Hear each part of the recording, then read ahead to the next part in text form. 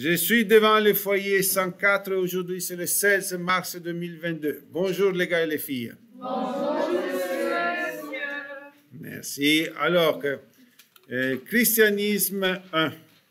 D'accord, comme premier chapitre de ce module qui va en avoir 6. Mais si le titre c'est Christianisme, aujourd'hui, on ne parlera pas du christianisme, on parlera du judaïsme, pour deux raisons. La première, c'est que le judaïsme, c'est les racines du christianisme. Hein? Nous l'avons mentionné tantôt, le christianisme et le judaïsme partagent l'idée du monothéisme. C'est le même Dieu, c'est la même tradition religieuse à laquelle on se réfère. Les chrétiens et les juifs ont une grande partie des textes sacrés communes, non?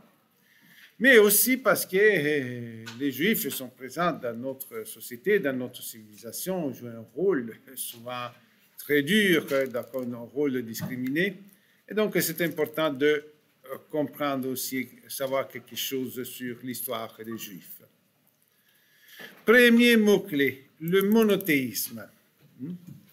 Alors, le judaïsme est la première religion et le peuple d'Israël, dont le judaïsme est issu, est le premier peuple à affirmer, et c'est de là, c'est la religion et le peuple qui ont affirmé d'une façon claire et nette le monothéisme, c'est-à-dire que le culte et l'existence d'un seul et unique Dieu. D'accord? Dans un monde comme celui-là de l'Antiquité, où par contre prévalaient les religions polythéistes ou les religions païennes, on les appelle aussi, d'accord, où chaque peuple avait ses cultes et ses divinités. C'est vrai qu'on a des traces du monothéisme aussi en Égypte, que quelques pharaons ont essayé d'instituer le monothéisme en Égypte sans grand succès. Donc, vraiment, on peut dire que l'origine historique, c'est de ceci. Or, le judaïsme, on va dire tout de suite, a quelque chose de très différent par rapport au christianisme, d'accord, dans la façon qu'il se pose devant le monde. Okay?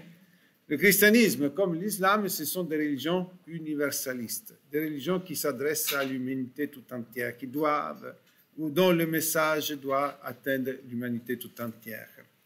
Ce n'est pas le cas du judaïsme. Le judaïsme est la religion d'un peuple en particulier.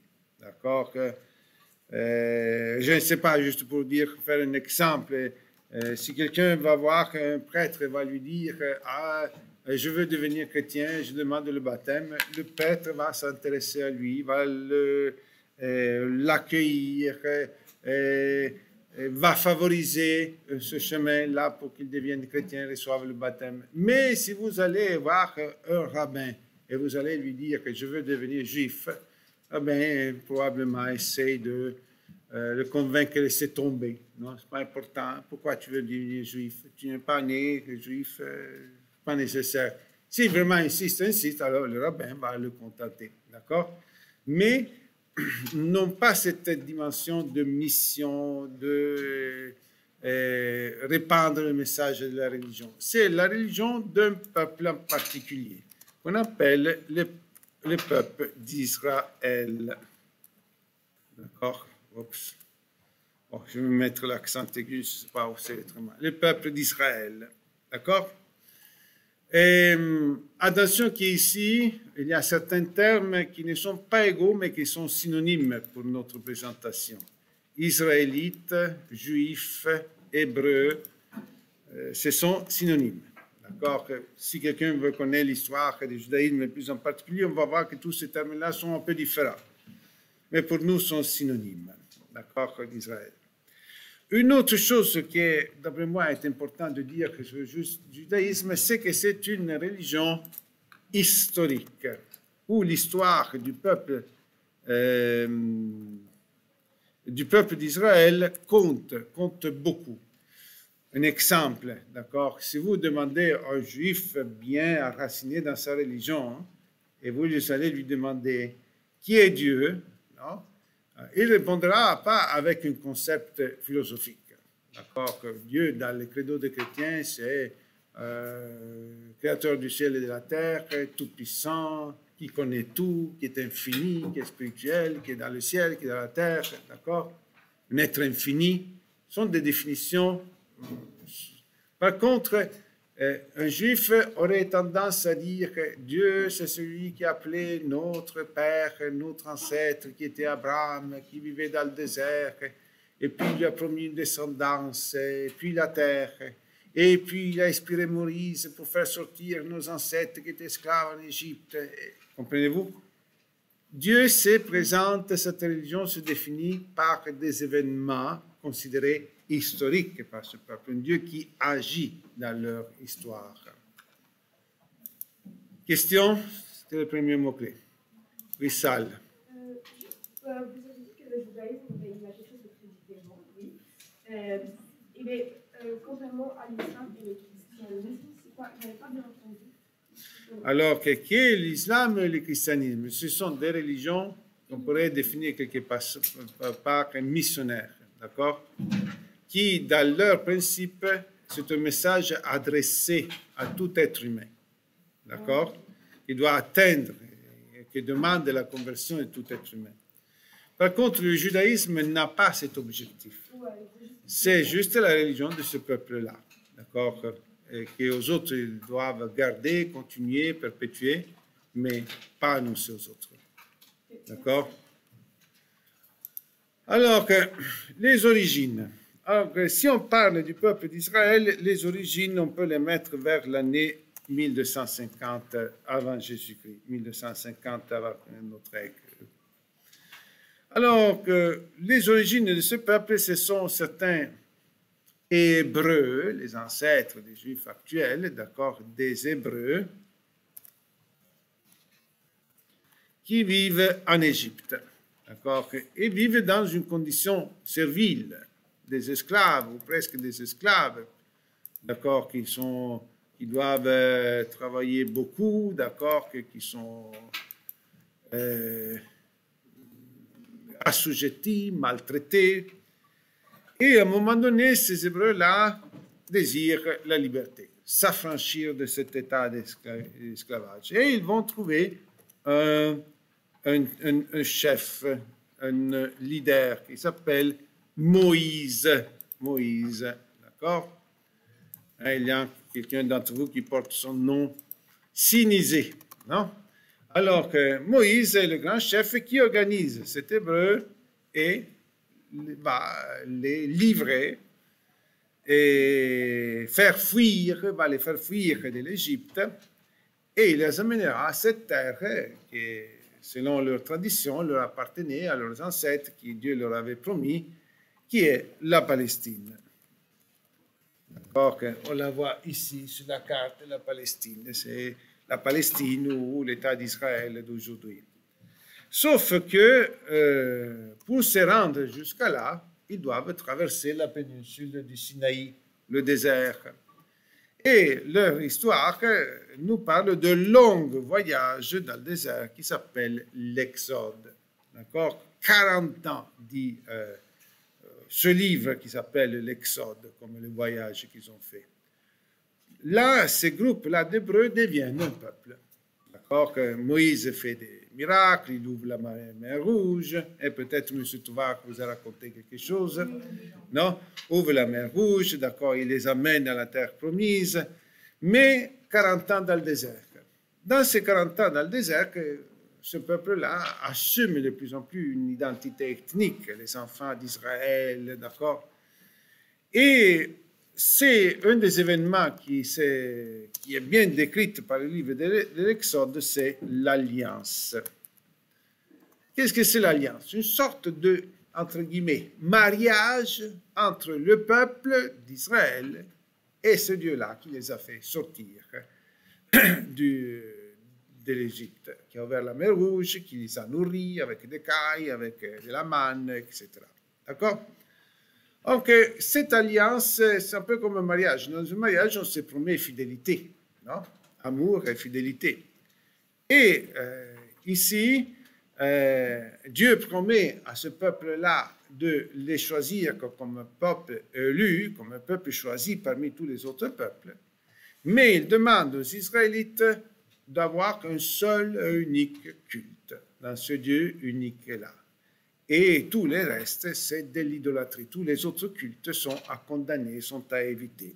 D'accord? Sont une trahison pour l'alliance.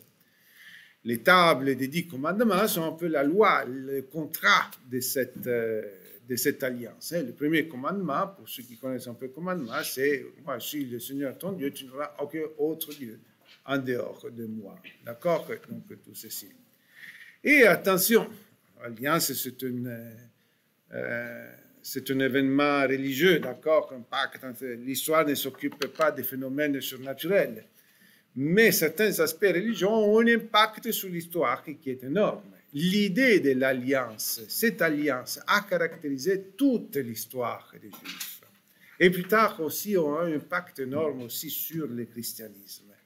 Un peuple qui doit être fidèle à ce Dieu-là, un seul culte, pas d'autre culte, non? Et va caractériser, c'est une idée tellement présente qui façonnera le reste de l'histoire. C'était le deuxième mot-clé. Question? Oui, Lucas. J'ai compris la chose de l'alliance avec les religions, mais c'est quoi les choses avec l'alliance, les autres choses qu'ils doivent respecter? Oui, on va le voir par la suite. On va voir l'impact historique de cette alliance. On va le voir par la suite du cours aujourd'hui. On verra aussi successivement dans l'histoire de Jésus-Christ, d'accord? Et l'histoire du christianisme, on verra l'impact énorme qu'il va avoir sur le plan historique et politique. Et Sougine.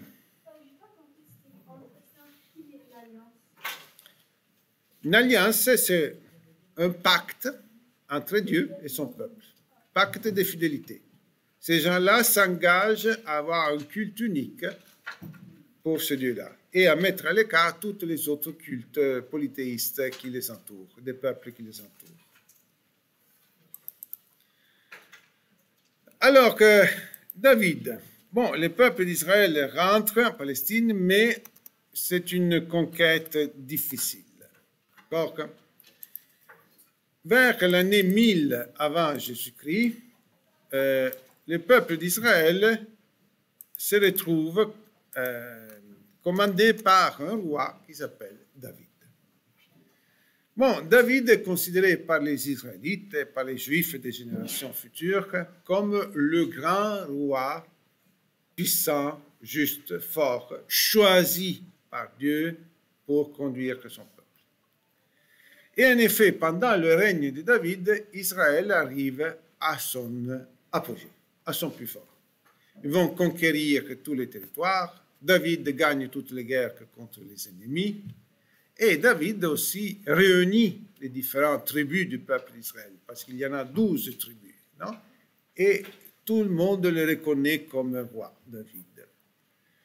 Le royaume de David est long, ça dure 40 ans, et cet apogée continue aussi avec son fils, Salomon, encore fils de David. Donc le 10e siècle avant Jésus-Christ, le peuple d'Israël arrive à son apogée. Salomon, juste pour dire quelque chose, est considéré un roi de paix et de justice. D'accord? Plus tard, dans l'histoire du christianisme, les rois de France, d'accord, tous les rois chrétiens vont s'inspirer.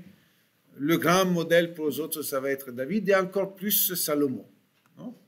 Le roi de France, quand il était consacré, il allait prier Salomon pour qu'il lui donne la sagesse que Salomon avait manifestée. Salomon est passé à l'histoire comme le roi juste de sagesse. Une petite anecdote, sans que vous la preniez en note, non? Sympathique, qui va nous dire, qui va nous démontrer comment Salomon pratiquait sa justice. Pendant son règne, vous connaissez le conte, M. Tovar vous a dit? Juste des mentions. Alors, je vais vous la raconter. Alors que à Jérusalem, la capitale, 2 femmes avaient accouché dans la même maison pendant un jour. Mais pendant la nuit, un de ces 2 bébés-là meurt. Et le lendemain, les 2 femmes se disputent le bébé vivant. C'est mon fils, non, c'est mon fils. D'accord? Or, ceux qui sont là, ils ne savent pas à qui croire. Aujourd'hui, on aurait fait un test de l'ADN, mais à l'époque, ça n'existait pas. Et alors, quoi faire? On va demander au roi, parce que le roi avait aussi la fonction de juge, de trancher dans ces situations de conflit. Et bon, Salomon, qu'est-ce qu'il fait? Il fait la même chose que les autres. Écoute les femmes, mais chacune dit, ah non, c'est à moi, non, c'est à moi. D'accord? Et alors que Salomon énonce sa sentence. Il appelle la garde et dit, prenez le bébé et coupez-le en deux et donnez un morceau à chacune des femmes. Alors, il y a quelques-uns d'entre vous qui réagissent, quelques filles ont réagi, d'accord? Et là aussi, les gens réagissent. Mais la première qui réagit, c'est une femme qui dit tout de suite, non, faites pas ça, donnez-lui à elle, l'enfant. Au moins, comme ça, il vivra. Et Salomon change sa sentence. Celle qui a crié en premier, c'est sa vraie mère. Donnez-lui le bébé. D'accord? C'était une stratégie. Alors, oui, Sal, tu as réagi en premier, tu seras une très bonne mère. D'accord? Alors, mais après Salomon, on passe au prochain mot-clé, je répondrai aux questions tantôt, c'est le déclin.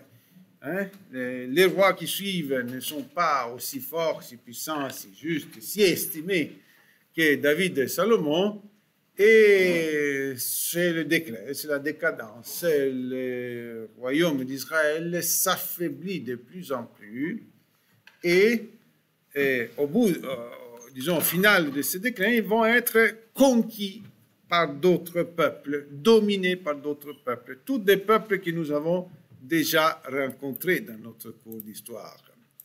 Les Babyloniens, qui d'autre encore, d'après vous? Les Babyloniens, oui, les Assyro-Babyloniens, on les appelle, d'accord, qui étaient un peu les deux. Non, voilà, ça, 1, 2, on va les faire un peu plus petits. Puis, plus tard, qui a donné du fil à retordre aux Grecs? Les Perses, d'accord, les Perses. Et plus tard, à travers les Romains, une autre, oui. Non, pas les Égyptiens. Qui a fait la grande conquête, le grand empire et Sougine? Les Grecs. Les Grecs ou les Grecs macédoniens, Alexandre le Grand. D'accord, les Macédoniens, mais nous savons que c'était les soldats grecs qui étaient avec Alexandre le Grand, avec les Macédoniens. Et finalement, les Romains. D'accord? Les Romains. Question. On est là, déclin. Flavie. Roi du peuple d'Israël. Roi d'Israël. Les rois d'Israël avaient 12 tribus. Pendant toutes ces dominations-là, les tribus d'Israël vont s'éloigner de la tradition originaire, vont faire des religions syncrétistes, surtout avec les Babyloniens. Sauf une tribu qui restera fidèle à l'alliance jusqu'au bout, les Juifs. Les Juifs, c'est une des 12 tribus. Les autres tribus se sont séparées des Juifs. C'est pour ça que Israélites et Juifs sont synonymes, mais ce n'est pas exactement la même chose. Baron.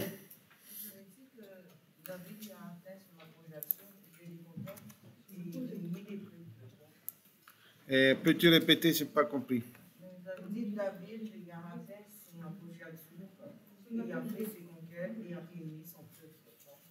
Il a réuni les 12 tribus d'Israël en un seul peuple, son autorité. Lucas. Vous avez dit quelque chose de Salomon par rapport à David? C'est son fils. C'est le roi qui a gouverné 40 ans après les 40 ans de David et qui a continué l'apogée. Modèle de sagesse.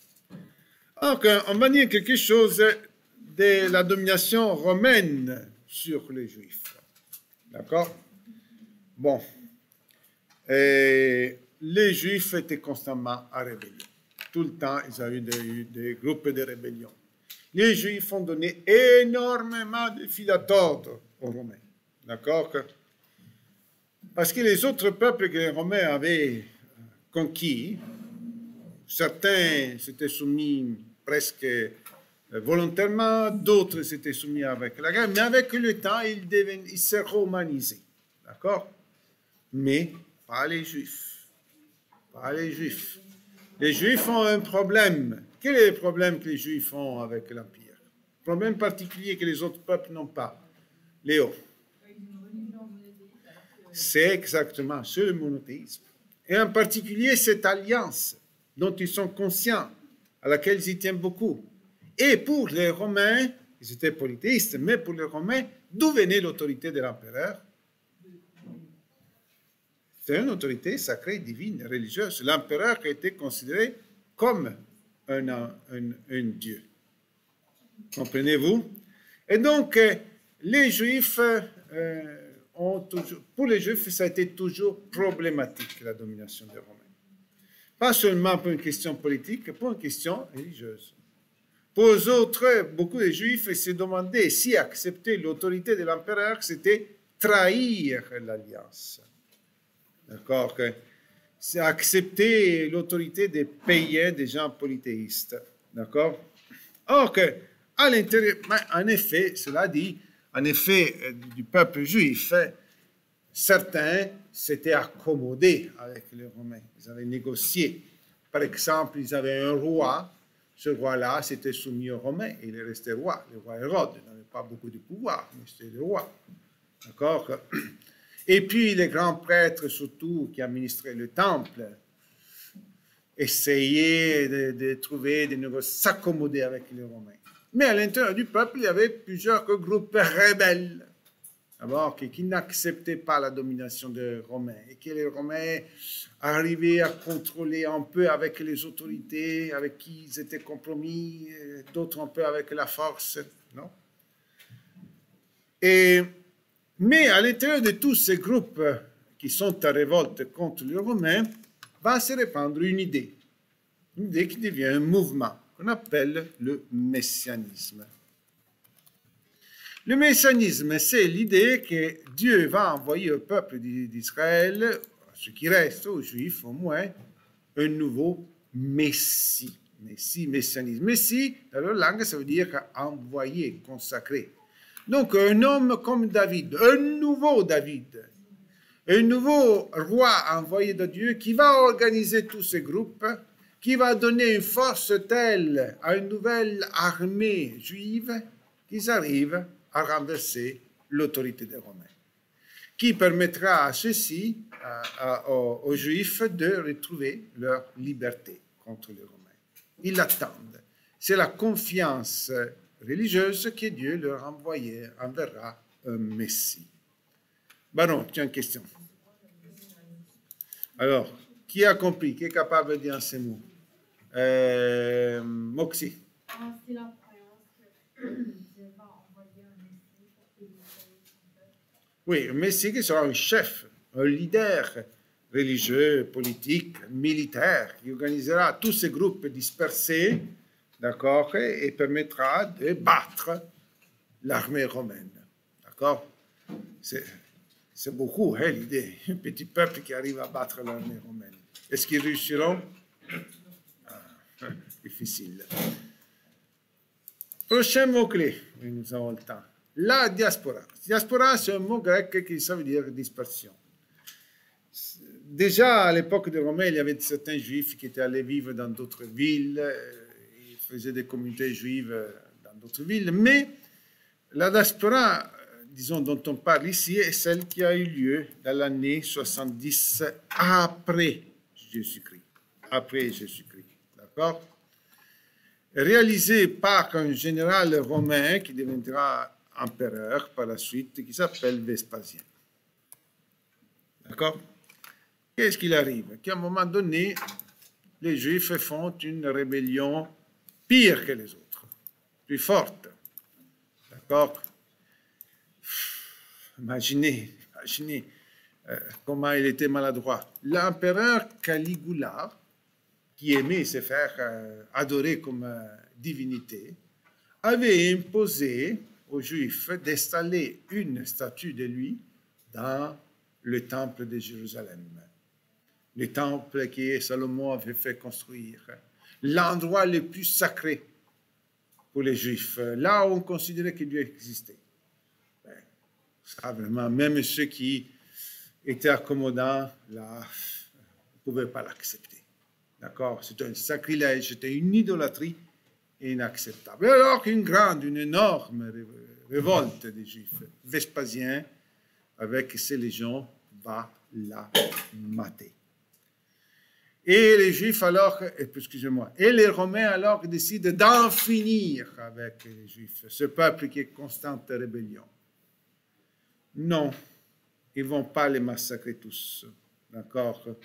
Ils ne sont pas aussi cruels, ou pas, comment dire, aussi terribles comme les nazis plus tard. D'accord? La politique des Romains, c'est de les disperser, de prendre les Juifs qui sont vivants, de les embarquer sur les bateaux, une grande flotte romaine arrive, et ils vont les amener un peu dans toutes les villes romaines. 10 familles ici, 20 familles là, 30 familles là, à Carthage, à Alexandrie, à Rome, à Athènes, en Ibérie, dans toutes les provinces. Ils vont les disperser. Quel était l'objectif, Anas? Pourquoi? Non, pas ça attaque une fois au Wissal. Pourquoi qu'ils se réunissent tous en face des rébellions? Oui, mais surtout pour qu'ils soient assimilés par les autres peuples. Non? Qu'au fil du temps, ils vont se marier avec les autres et puis leur identité va être perdue. Non? Tu comprends? Ceci, c'était l'objectif. Les disperser pour qu'ils soient assimilés. Est-ce que cette politique-là, cet objectif-là des Romains a fonctionné? Non. Les Juifs existent encore aujourd'hui. Prochain mot-clé, identité ethnique. Je fais le point, puis je vais répondre à ta question. Identité ethnique. Or, au fil du temps, les Juifs ont toujours gardé leur identité ethnique, religieuse, si vous voulez. D'accord? Donc, à Rome, il y avait des Juifs, ils étaient romains, mais d'abord Juifs. En Gaule, ils étaient gaulois, gallo-romains, oui, mais d'abord Juifs. Et plus tard, dans les pays de l'Ouest, polonais, oui, mais d'abord Juifs. Russes, oui, mais d'abord Juifs. Et puis aux États-Unis, et puis au Canada, et puis à Montréal, Montréalais, Canadiens, Québécois, oui, mais d'abord Juifs.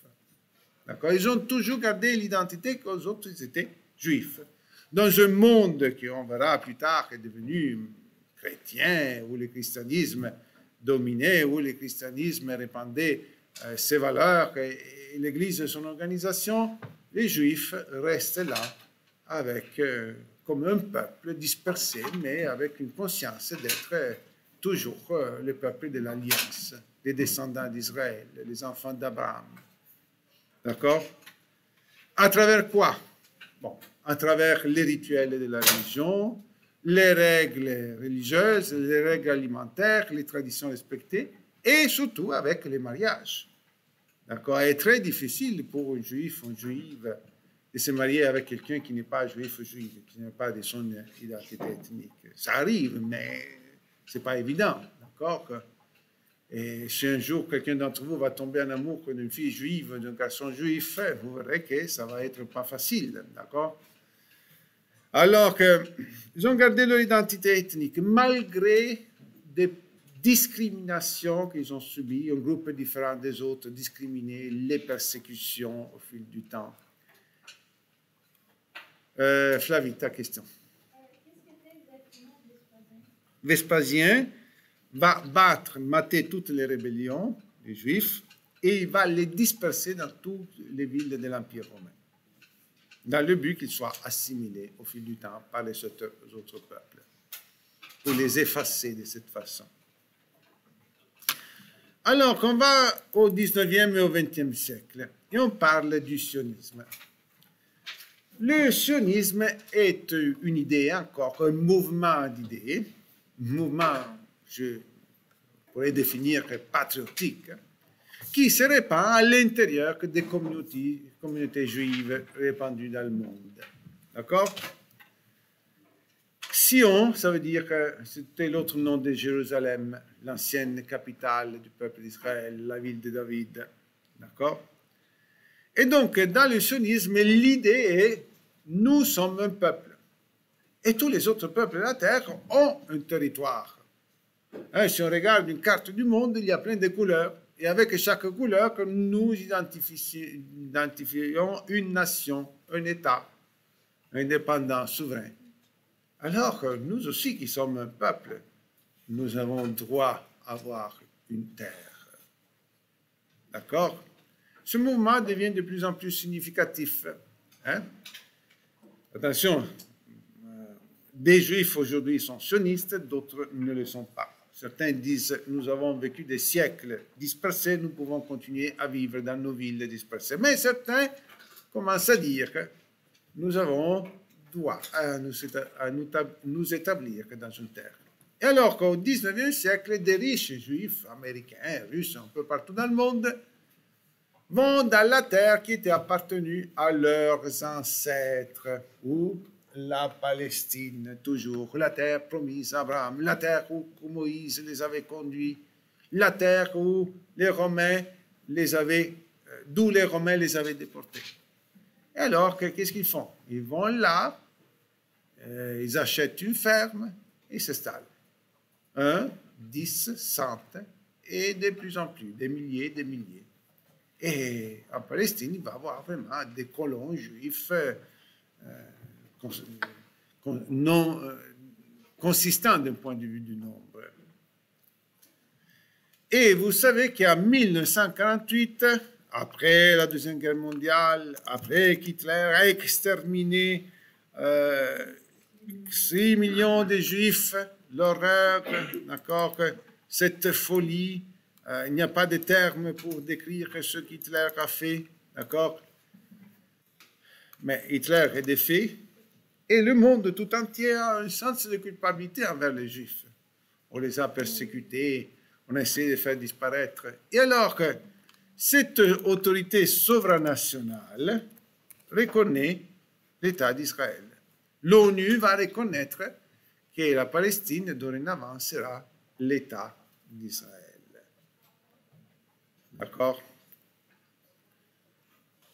Mais on passe au dernier mot-clé. Si les Juifs les Juifs sionistes ont trouvé une terre, qui a perdu sa terre? Les Palestiniens. La Palestine n'est pas une terre déserte, sans aucun habitant. Là, il y avait un peuple, les Palestiniens, pendant longtemps soumis à l'Empire ottoman, un peuple arabe de langue, au moins de tradition, majoritairement musulman, mais avec aussi des minorités chrétiennes très importantes, celles qui gèrent les lieux saints des chrétiens, Jérusalem, Bethléem, Nazareth. Comprenez-vous? Et ceci est devenu un conflit. Depuis 1948, il y a un conflit entre ces deux peuples-là, sur la même terre. On l'appelle le conflit israélo-palestinien. L'ONU avait souhaité que ces deux peuples-là vivent à côté en paix. Mais jusqu'à nos jours, cet équilibre-là, cette paix, on ne l'a jamais trouvé. C'est toujours un conflit ouvert depuis 70 ans et plus.